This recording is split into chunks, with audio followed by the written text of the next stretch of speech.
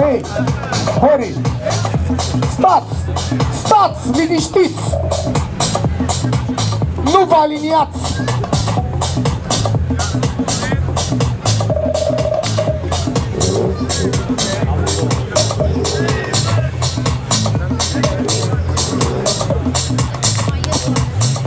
Înapoi l-am încălzit anvelopele.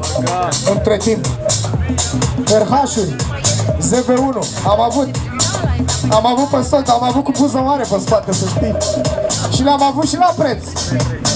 Păi nu-ți făceam eu preț la ele?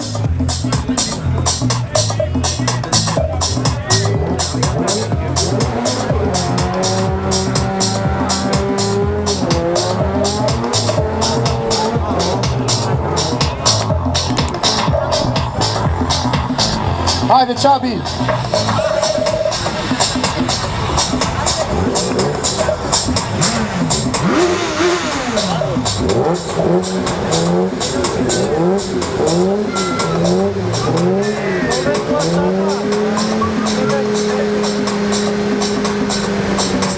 Stați, iar avem o problemă cu instalația, cu ceva, nu știu.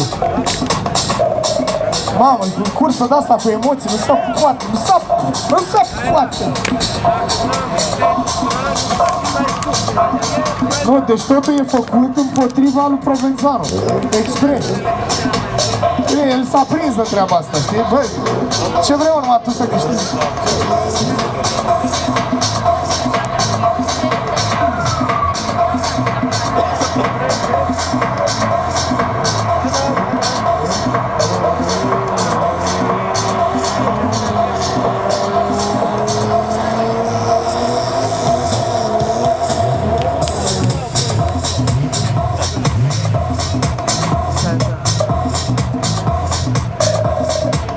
Și că gata, acum chiar puteți să vă aliniați.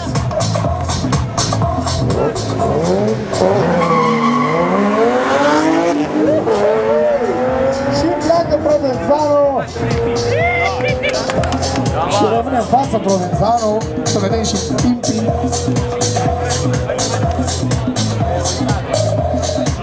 13-7 față de 14-7, l-o fi bătut rău.